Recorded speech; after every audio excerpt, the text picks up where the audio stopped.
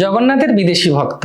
হ্যাঁ, ঠিক শুনেছেন। ব্রিটিশ টাইমে অনেকে যারা জগন্নাথ পুরীতে সুবিধার হিসেবে অর্থাৎ সেবা করার জন্য এসেছিলেন, তাদের মধ্যে একজন ছিলেন লর্ড কার্জন, এবং তিনি জগন্নাথের প্রেমে পড়ে যান। শুধু কিরকম ভাবে প্রেমে পড়েন, তিনি সেবা করতে চান। পুরীতে তার আগে অবধি, তিনি আসার আগে অবধি যা রাজস্ব আসতো সব চলে যেত ব্রিটিশ সরকারের কাছে। তিনি আসার পর প্রথম মাসে রাজস্বের 25% আসে জগন্নাথ মন্দিরের উন্নতির জন্য। তারপরের মাসে কিছু একটা এমন হয় 50% চলে আসে জগন্নাথ মন্দিরে, এবং পরবর্তী পর্যায়ে তিনি আর কিছু ধরে রাখতে পারেননি।